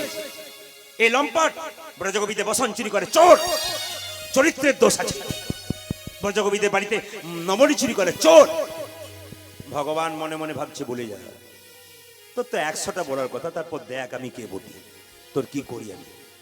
এখন শিশুপাল বলতে বলতে যখন 101টা হয়ে গেছে, কৃষ্ণ তখন সুদর্শন চক্র দিয়ে শিশুপালের মস্তকটাকে ছেদন করলেন। সেই সময় কৃষ্ণের আঙুলটা সুদর্শন চক্রের আঘাতে কেটে গেল। সামনে দ্রৌপদী দাঁড়িয়ে ছিল, নিজের কাপড়টা টুকরো করে কেটে শিশুপালের কৃষ্ণের হাতটা বেঁধে দিল আঙুলটা। কৃষ্ণ বলল, ওগো দ্রৌপদী, এই যে তুমি এইটুকু কাপড় দিলে, এই কাপড় তুমি একদিন অনেক করে পাবে। এবার আপনারা বিচার করে বলুন কোনটা ঠিক, আপনাদের বিচার করতে হবে। হিন্দু শাস্ত্রে বিভিন্ন মত আছে, আপনি একটা জানেন আমি একটা জানি, এই নিয়ে আমরা তর্ক করি, কিন্তু না, হিন্দু ধর্ম হিসাব করতে গেলে বিভিন্ন মুনির বিভিন্ন মত। ওই জন্য রামকৃষ্ণদেব সুন্দর কথা বলেছেন, যত মত তত পথ। এই তর্ক যদি করে তাহলে সে বোকা বেরিয়ে যাবে। আসুন মায়েরা, এখন যখনই ভগবান কৃষ্ণ শুনলো যে একজন দানব্রত যজ্ঞ করছে, নহুষ রাজা সবাইকে সমান দান করছে, তাহলে আমাকে পরীক্ষা করতে হয়। একজন আমাকে আজকে প্রশ্ন করছে, কিছু মনে করবেন না, আমি সেই জায়গাটার নাম বলবো। কোচবিহারে একটি মেয়ে, দুপুরবেলা আসছিলাম, জাতিতে মুসলিম। সেই মেয়েটা জিজ্ঞেস করছে, প্রদীপ বাবু কিছু মনে করবেন না, আমি আল্লাহর জন্য সবকিছু করি, কিন্তু আপনার কীর্তন প্রত্যেক দিন শুনি। তো শুনতে শুনতে মনে মনে ভাবি, ভগবান কৃষ্ণ আর আল্লাহ কোনো তফাৎ নাই, কিন্তু বলুন আমার তো ভাগ্য খারাপ। বললাম কেন? আমি যে জায়গায় যাচ্ছি খালি পরীক্ষা আর পরীক্ষা, পাস করতে পারছি না। বললাম আপনি পরীক্ষা দিয়ে যান, পাস করবেন। যে পড়াশুনো করে তাকেই তো পরীক্ষা দিতে হয়। রাখাল বাগাল যারা গরু চড়িয়ে বেড়ায়, পড়াশুনো করে না, ওদের পরীক্ষা দিতে হয় না। এই জন্যে নহুষ রাজা দান করছে, ভগবান পরীক্ষা করেন। আপনি সোনা দোকানে বিক্রি করতে গেলেন, আপনার মালাটা, গলার মালাটা পয়সার দরকার, স্বর্ণকার পরীক্ষা করে দেখবে এর মধ্যে কতটা খাদ আছে, কতটা সোনা আছে। আপনি ভগবানকে যখন ভক্তি দেবেন, ভগবান একবার পরীক্ষা করে দেখবে এর ভক্তির মধ্যে কতটা খাদ আছে, কতটা সোনা আছে। এই জন্য দানব্রত যজ্ঞ করছে কে? নহুষ রাজা। ভগবান কি করলেন? বৈষ্ণব ব্রাহ্মণের বেশ ধারণ করে, এই দেখুন বামন রূপ ধারণ করে তিনি চললেন কোথায়? নহুষ রাজার কাছে পরীক্ষা করার জন্য। কিভাবে? ব্রাহ্মণকে যখন প্রণাম করেন, তখন ব্রাহ্মণ আপনাকে ঘুরিয়ে প্রণাম করে, জোরে বলুন, জোরে বলবেন। কিন্তু বৈষ্ণবকে যখন প্রণাম আপনি করবেন, বৈষ্ণব তখন মাথা নত করে এরকম করে ঘুরিয়ে প্রণাম জানায় না। তাহলে ব্রাহ্মণ আর বৈষ্ণবের মধ্যে তফাৎ এইটাই, ব্রাহ্মণকে প্রণাম করলে ব্রাহ্মণ ঘুরিয়ে প্রণাম করে না, আশীর্বাদ দেয়। কিন্তু বৈষ্ণবকে প্রণাম করলে উনি কি করেন? ঘুরিয়ে আবার প্রণাম করেন। তো ভগবান কেন আজকে ব্রাহ্মণ বৈষ্ণবে, ব্রাহ্মণ হলো বৈষ্ণব হলো কেন না? বলছে ব্রাহ্মণ হয়ে যদি কেউ বৈষ্ণব হতে পারে, তার উপরে আর কিছু হয় না। এই জন্য মায়েরা তিলক নিলেন ললাটে, আপনারা তিলক নেবেন তো দেখবেন তিলক নিলে অপরাধ নেবেন না। তিলক যদি কেউ করে বাবা, মেয়ে বা ছেলেরা আমাদের সংসারে, তার পেছনে যত শত্রু লেগে যায়, সবচাইতে লজ্জা আমাদের এইটাই। আমার পাশের বাড়ি একটা মেয়ে ক্লাস 10-এ পড়ে, প্রত্যেকদিন স্কুলে যেত, এখন তো বন্ধ আছে, প্রত্যেকদিন স্কুলে যেত তিলকটা নিয়ে।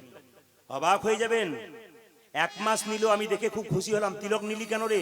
বলছে কাকু তোমার কীর্তনটা শুনি না, আমার তিলক নিতে ইচ্ছা হয়েছে। বেশ বেশ, তিলক তো তুই নিয়েছিস। 1 মাস পর দেখলাম, 2 মাস পর দেখলাম তিলক রয়েছে, 3 মাস পর আর নেই। জিজ্ঞেস করলাম তিলকটা মুছে ফেললি কেন? কি তোর সাধ জাগলো তিলকটা মুছে দিতে? তখন ও কাঁদছে, আমাকে প্রণাম করে বলছে, কাকু আপনি আমাদের হিন্দু ধর্মকে ঠিক করতে পারবেন না। বললাম কেন, কি হয়েছে, তোর অভিমান কিসের? ও কাঞ্চার বলছে, হিন্দু ধর্মকে সোজা করতে পারবেন না কাকু, শত্রু তো আমাদের ঘরেই বসে আছে। বলে কেন? আমি প্রত্যেকদিন তিলক করি বলে আমার বান্ধবীরা বলে এখন থেকে বৈষ্ণবী হয়ে গেলি তোর বিয়ে হবে না। তাও আমি শুনি নাই, আমি তিলক নিয়েছিলাম। আমি যখন চাপা কলে জল খেতে যাই, তখন ওই মেয়েরা জল হিচে দিয়ে ওন্না করে আমার তিলকটাকে মুছে দেয়। আমি ভাবি শত্রু তো আমাদের ঘরের ভিতরে, লজ্জা লাগা উচিত ওই সব মেয়েদের, লজ্জা লাগা উচিত ওই সব পরিবারের। কোন পরিবার থেকে এসেছে? একটা মেয়ে পবিত্র ভাবে তিলক নিয়ে গেছে, আর কলেজে গিয়ে স্কুলে গিয়ে তার তিলকটা মুছে দিচ্ছে। কোন পরিবার থেকে এসছে? অসুর পরিবার থেকে এসছে এরা। মেয়েটা কাঁদছে, চোখের জলে শেষ। বললাম যত মুছবে না তত সে ফাঁসবে। ওরে, আমি বললাম ওরে, জগাই মাধায় কলসির কানা মহাপ্রভুকে মেরেছিল, সে কি নাম দিতে ছেড়েছিল? তোকে যতই বলুক তুই তিলক নিয়ে নিবি। জগাই মাধায় যেমন একদিন হেরে মহাপ্রভুর চরণে নিজেকে সঁপে দিয়েছিল, যারা তোর তিলক মুছে দেয় তারাও দেখবি একদিন তোর পাশে এসে দাঁড়াবে। ও বলল কাকু আমি আর তিলক করব না, আপনি আমার সঙ্গে যান না তো আমি বুঝতে পারবেন না কত খারাপ খারাপ কথা বলি। দুঃখ লাগে আমাদের এইটাই। আপনারা এতজন কীর্তন শুনছেন, বিচার করবেন আপনারা, ধর্মটাকে রক্ষা করবেন কি করে? মহাপ্রভু যে জিনিসটা আমাদের দিয়ে গেলেন সেটা ধরে রাখতে পারলাম না আমরা, সাধুগুরু বৈষ্ণবকে সম্মান দিতে পারলাম না। অন্যান্য জাতির ধর্মীয় লোক রাস্তায় পেরিয়ে গেলে না, মস্তান হোক আর গুন্ডা হোক মাথা নিচু করে চলে যায়। লজ্জা আমাদের। একজন বৈষ্ণব ব্রাহ্মণ রাস্তা দিয়ে পেরিয়ে গেলে তার পেছনে লাগবার জন্য 1000 জন লেগে যায়, এইটাই লজ্জা আমাদের। কীর্তন শুনে কি লাভ আছে যদি আসল জায়গাটা ঠিক রাখতে পারলেন না? ওই জায়গাটা ঠিক রাখুন। ইটের ওপরে ইট সাজালে দেওয়াল তৈরি হয় না, ইট আর ইটের ফাঁকে মশলা দিতে হয়, দেওয়াল পাকা। সেরকম ভক্ত আর ভক্তের মধ্যে প্রেম থাকতে হবে, ভ্রাতৃত্ব বোধ থাকতে হবে, ভগবানের সঙ্গে যোগ রাখার জন্য আলিঙ্গন করতে হবে, তবে কিন্তু আমাদের ধর্মটা পাকা জায়গা। এই জায়গাটা আপনাদের ঠিক করতে হবে। এই ছেলেটাকে যজ্ঞে দেওয়া হবে, আহুতি আগুনে ছুড়ে দেওয়া হবে। সেই আমি কিন্তু জিজ্ঞেস করবো কিছুক্ষণ পরে, ছেলেটা বয়স হতে হবে 8 বছর, আর ছেলেটাকে হতে হবে অষ্টম গর্ভের সন্তান। আচ্ছা বলুন তো মায়েরা, কে অষ্টম গর্ভের সন্তান ছিল? জোরে বলুন, একটু জোরে বলুন, আর একটু জোরে বলুন। আচ্ছা, অষ্টম গর্ভের সন্তান চাই, অষ্টম বর্ষ দিন, অষ্টম বর্ষে চাই, মানে 8 বছরে চাই, আর মুখে সবসময় নাম কীর্তন হওয়া চাই, আর শরীরের রংটা একবারে কৃষ্ণের গায়ের রং। আচ্ছা বলুন তো, কৃষ্ণের গায়ের রং কেমন ছিল? হলুদ না লাল? জোরে বলবেন। কালো। আচ্ছা কেমন কালো কারো জানা আছে? আমি বলে দিচ্ছি। দেখবেন আকাশে প্রচন্ড মেঘ আসে, এবার বৃষ্টি হবে। চৈতন্য চরিতামিতে বলেছে আকাশে প্রচন্ড মেঘ আসছে, এবার বৃষ্টি হবে। ওই যে রংটা, ওই রংটা হচ্ছে কৃষ্ণের রং। এই জন্য সেরকম রঙের একটা ছেলেকে হতে হবে। সেরকম রঙের একটা ছেলেকে হতে, তাকে যজ্ঞে দেওয়া হবে। তার বয়স কত হতে হবে জোরে বলুন? এত জোরে বলবেন যেন একবার 17 সাল পর্যন্ত যায়। আচ্ছা কত বললাম? আচ্ছা সেই ছেলেটা কোন গর্ভের হবে? 9 নম্বর না 10 নম্বর? 8 নম্বর। আচ্ছা সেই ছেলেটা গায়ের রং কেমন হবে? কৃষ্ণের মতো। আচ্ছা বেশ মেনে নিলাম। সেই ছেলেটা কৃষ্ণ ভক্ত হবে না অভক্ত হবে? ভক্ত হবে। আপনাদের ছেলেগুলোকে কৃষ্ণ ভক্ত করবেন না অভক্ত করবেন? না, আপনারা হবেন তবে তো নিশ্চয়ই ভক্ত করবেন। মনে প্রতিজ্ঞা করুন করুন। তবে হ্যাঁ, ভক্ত করতে গেলে দান করতে হবে। কোথায় দান করতে হবে? কীর্তনিয়া প্রদীপ পালকে নয়, দান প্রদীপ পালকে করতে হবে না। একটু শুনুন, যে দান, আসতে বাবা শুনবেন, যে দান দেয় তার হাতটা উপরে না নিচে থেকে? জোরে বলবেন। যে নেয় তার হাতটা নিচে থেকে। একটা তো শুনবেন, দান দিতে হয় কাকে? যোগ্য জায়গায়, অযোগ্য জায়গায় নয়। একটা প্রমাণ দিয়ে দিই আপনাদের। যেমন কিছু মনে করবেন না, আস্তে আস্তে, আপনাদের হুগলি জেলাতে এই নিয়মটা নেই। আমাদের বীরভূম যদি যান, বা আমি বীরভূমের পাশে ঝাড়খণ্ড একবারে লাগালাগি, আমি বীরভূমেই থাকি, আমার লাস্ট বর্ডার। যেমন আপনাদের দেখতে পাচ্ছেন কেমন, আপনারা দেখতে পাচ্ছেন কেমন হাওড়া আর হুগলি একবারে এপার আর ওপারা হয়ে যাচ্ছে আপনাদের। আমি কিন্তু সেরকম জায়গায় থাকি, ঝাড়খণ্ড এবং বীরভূম। আমি বীরভূম। তো ঝাড়খণ্ডে কীর্তনের একটা নিয়ম আছে কি, যখনই কীর্তন শুরু হবে না, তখন একজন বৈষ্ণব বাবাজি একটা হাতে থালা নেবে, আর তিলক নেবে, আর প্রদীপ নেবে। যেই না কীর্তন শুরু হয়ে গেল, উনি কিন্তু সবাইকে একটা করে তিলক কাঠি আছে, তিলক দিয়ে দেবে, আর সব মায়েরা বাবারা 2 টাকা 4 টাকা 5 টাকা 10 টাকা দেবে। এটা নিয়ম। তো আমি একটা আসরে গান গাইছিলাম, সবাই গরিব মানুষ, বড় লোক যারা আছে সবাই বৈষ্ণবকে 2 টাকা 5 টাকা 10 টাকা দিচ্ছে, যে যেমন পারছে। যার নাই সে ভালো দিচ্ছে, যার আছে সে দিচ্ছে না, কম দিচ্ছে। তো সবাই দিচ্ছে, একজন কোটিপতিওয়ালা লোক, কয়েকশো কোটি টাকার মালিক, সামনে ধুতি পাঞ্জাবি পরে বসে আছেন, সবাই দিচ্ছেন, উনি কি করছেন আমার দিকে তাকান। উনি খালি পকেটে হাতটা ভরে খালি হে এরকম, হে তা আমি মনে মনে ভাবছি উনি কি করছেন দেখি। সবাই দিচ্ছে, উনি খালি এমনি এমনি করছেন কেন? আসলে তা নয়, বাছাবাছি চলছে, ছোটটা দেবো না বড়টা দেবো, মানে 5 টাকার কয়েনটা দেবো না 2 টাকাটা দেবো, নাড়ছাড় ভাবছে কোনটা দেবো। ভগবান বলছে তোর পকেটে কত আছে ওটাও জানি, তোর ব্যাংকে কত আছে ওটাও জানি, এমন পোকা লাগা বেগুন দিয়ে দেবো না যে নার্সিং হোম আর ঘর করি করি বেড়া, তখন দেখবি তো ছোট বড় মেজো সব পালিয়ে যাবে। এই জন্য বলে রাখি মায়েরা, দান করবেন কাকে? মাতালকে নয়, দান করবেন কাকে?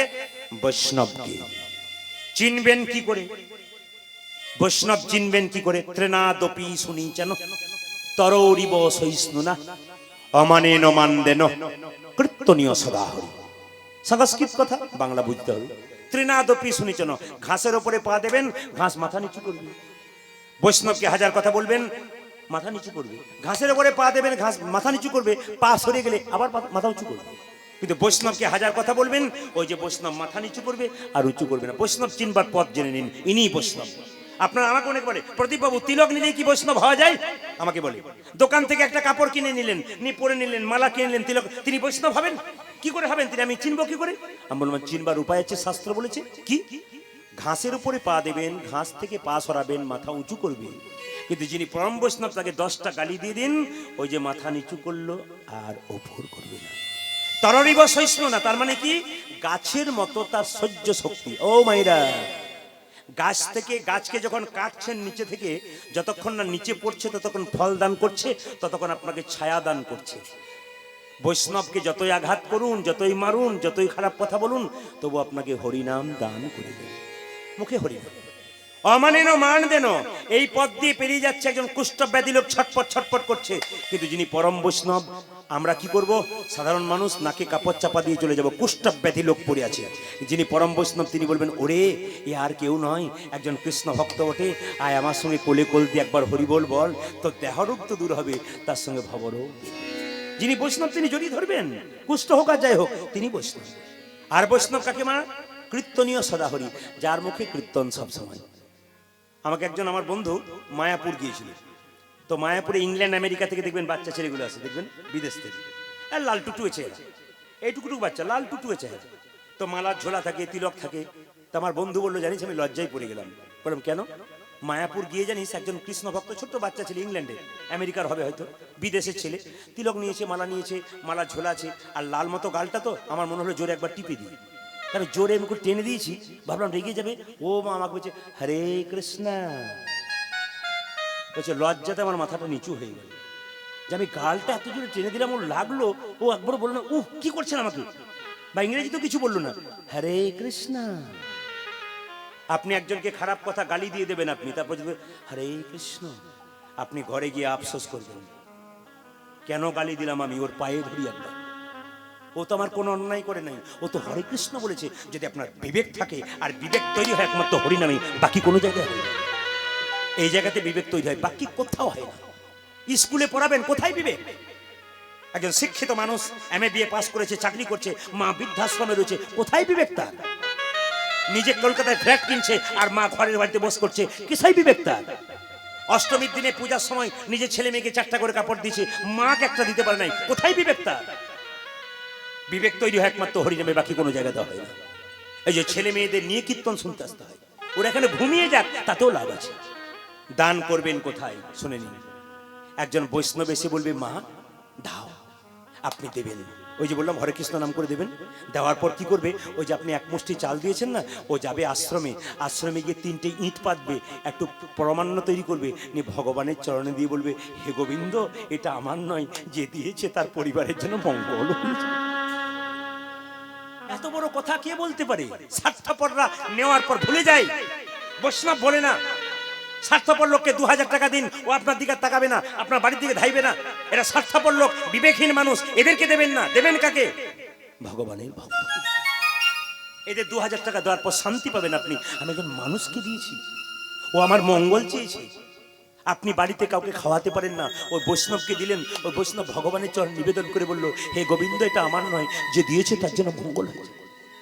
আপনার ছেলের বিয়ে দিচ্ছেন, মেয়ের বিয়ে দিচ্ছেন, কেন মেয়ে বিধবা হচ্ছে? কেন মেয়েদের স্বামী মারা যাচ্ছে? কেন বাড়িতে অশান্তি, বিবাহের পর ডিভোর্স হয়ে যাচ্ছে? কেন হচ্ছে?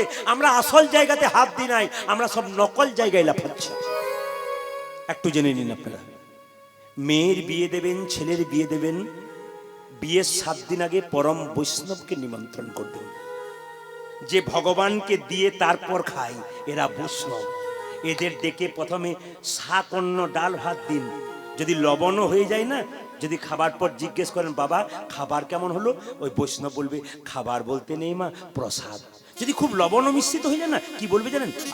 অমৃত পেলাম গো। প্রসাদের কি কখনো মান নষ্ট হয়? প্রসাদ তো প্রসাদ।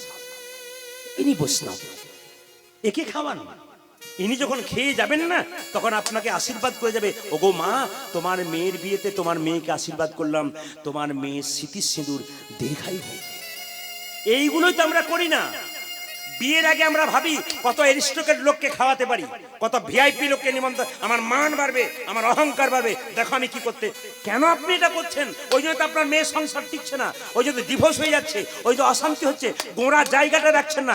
আসল পরম বৈষ্ণবকে নিমন্ত্রণ করে খাওয়ান, দেখুন আপনার সংসার কেমন হয়। বৈষ্ণবকে খাওয়ান, যে আর তাকেও খাওয়াবেন। যে কোনোদিন ভগবানকে দেয় না আপনার আত্মীয় স্বজন, তাকে খাওয়াবেন না তা নয়। সে দেখবেন কলকাতা থেকে 4 চাকা গাড়িতে আসবে, আপনার বাড়িতে খাবে, খাওয়ার পর 2000 টাকার প্রেজেন্টেশন দেবে। যখন খেয়ে বেরিয়ে যাবে জিজ্ঞেস করবে কোনো লোক, দাদা কেমন খেলেন? বলে পোলাওটা তো ভালো হয়েছিল, বাদামগুলো সব পোড়া পোড়া হয়ে গেছে। 2000 টাকা প্রেজেন্টেশন দিল, ওটা 2 মাস 4 মাস রইল, 1 বছর রইল, কিন্তু বৈষ্ণব যে প্রেজেন্টেশনটা দিল আপনার মেয়ের জীবনে সারা জীবন। আমরা কিছু ভুল করি, আমরা যে কার্ডে লিখি না শুভ বিবাহ, ভুল লিখছেন আপনারা। আপনারা ভুল লিখছেন, বিবাহ লেখা ভালো, শুভ নয়। বলবেন কেন? যদি বিবাহ শুভ লিখতে হয় তবে শুনে রাখুন, মেয়ের বিয়ে দিচ্ছেন, কার্ডে লিখছেন শুভ বিবাহ, আর 25টা পাখি কাটছেন আর 4টা ছাগল কাটছেন, রক্তের বান বইয়ে দিচ্ছেন, বিবাহ শুভ কোথায় হয়? আপনার মেয়ে যখন বিয়ের দিনে আঙ্গুল কেটে ফেলছে তখন বলছে, দেখলি তো আজকে শুভ দিনে রক্তপাত করে দিলি, মেয়েকে বলছেন। আর আপনি যে 25টা পাখি আর 4টা ছাগল কেটে জীবনটাকে নিয়ে নিলেন, আপনি একবারও তো তাদের জীবনের কথা ভাবলেন?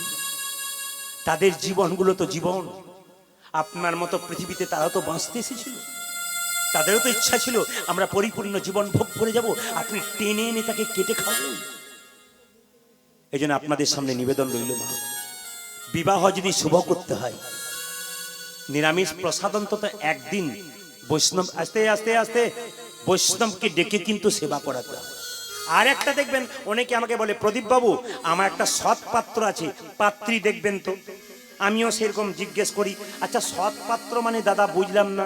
উনি বলছেন 50,000 টাকা বেতন পাই আর 20,000 টাকা এদিক ওদিক। ওটা কি বলুন তো, 1 নম্বর না 2 নম্বর? জোরে বলুন।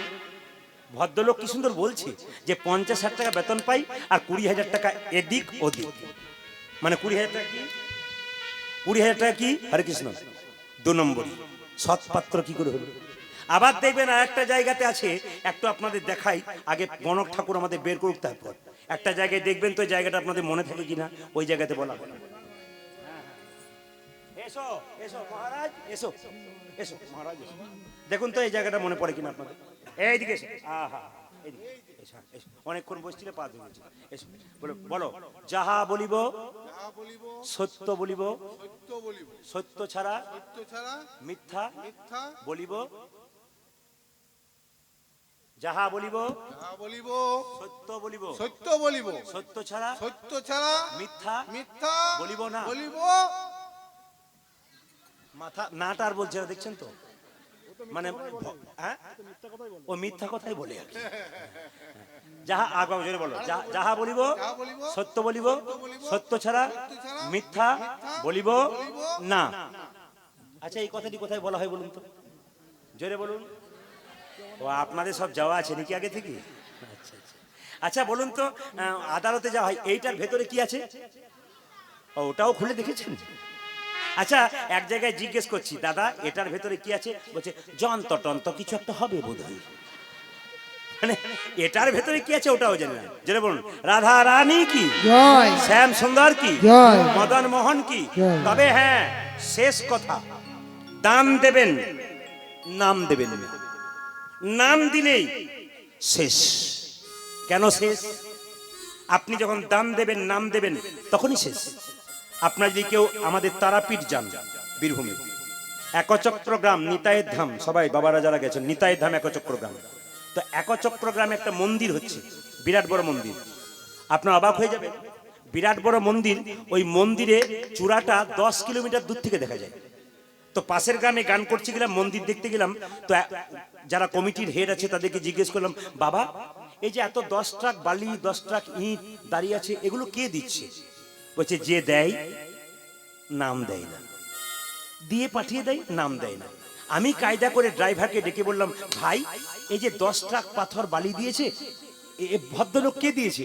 তখন বলছে বাবু বলেছে নাম বলবি না, নাম যদি বলবি অহংকার জন্মাবে, ভগবানের খাতাতে নাম লেখা থাকবে প্রেম জন্মাবে।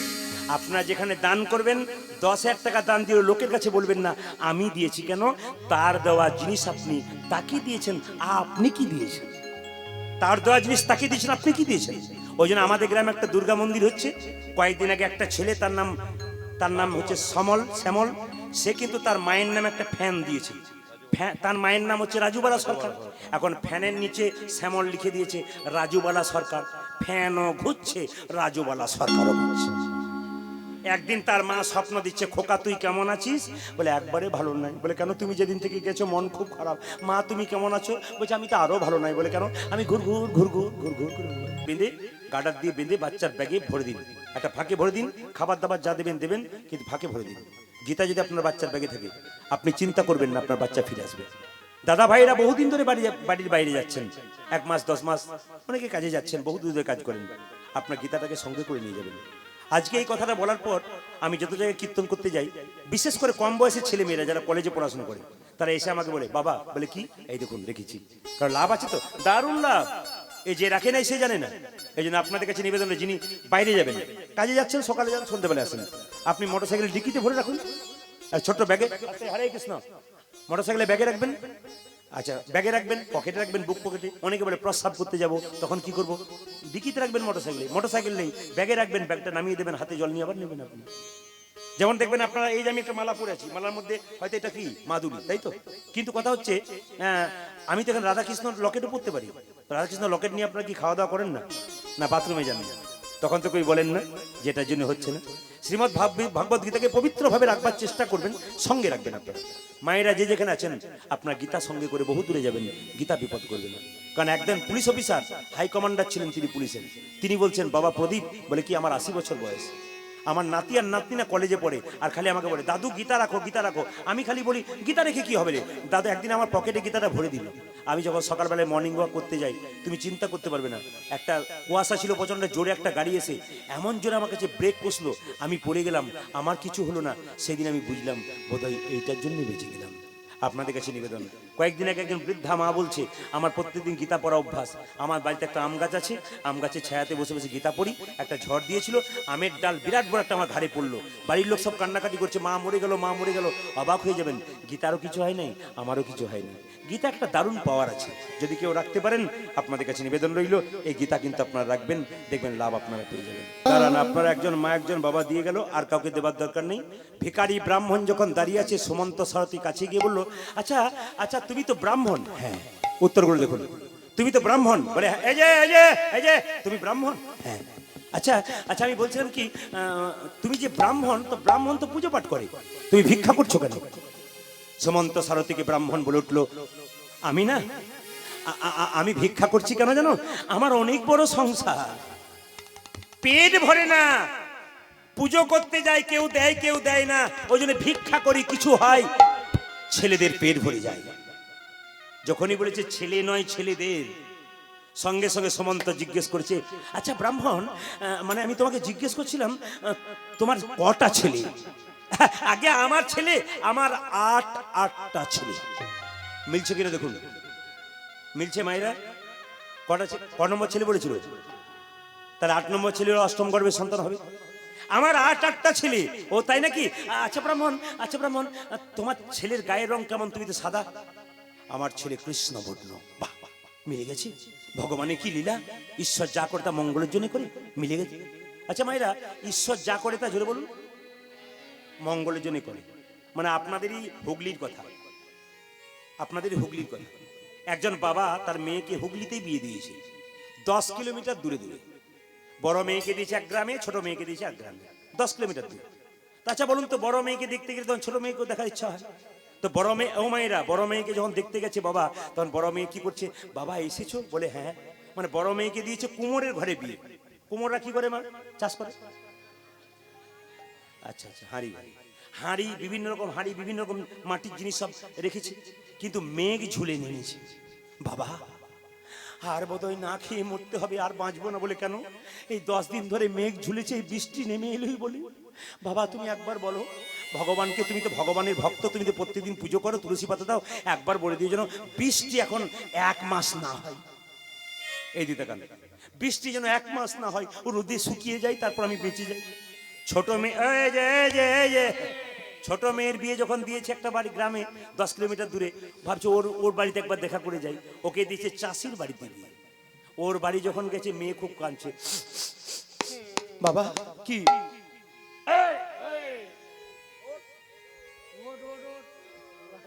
কিসের কান্না? কিসের কান্না? আরে কান্নাটা কিসের?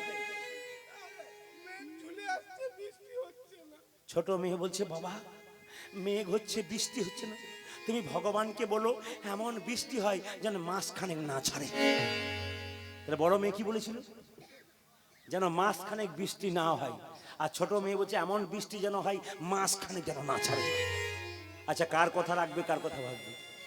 মেয়ের জন্য দুজনে দূরে তো সমান না, কি বলছেন? ভগবানের কাছে প্রার্থনা করে গিয়ে সে বলল, প্রভু এমন কাজ করো যেন ছোট মেয়েও বাঁচে আর বড় মেয়েও বাঁচে, মানে তুমি যা করবে সেটাই মঙ্গল। ভগবান বলল, ওরে আমি এইটাই তো চাইছিলাম, এটা বললেই তো কাজ হতো। যদি কারো পক্ষপাতিত্ব হতিস, ভুল করতিস। যে মেয়ের বৃষ্টি হচ্ছে না তাকে এমন বৃষ্টি দিল যে ভেসে গেল, আর যে মেয়ের বৃষ্টি হচ্ছিল না তাকে বৃষ্টি দিল আর কুমোরের ঘরে বৃষ্টি হলো না। তাহলে ভগবানের কি লীলা? কেন? ঈশ্বর যা করে তা মঙ্গলের জন্যই করে।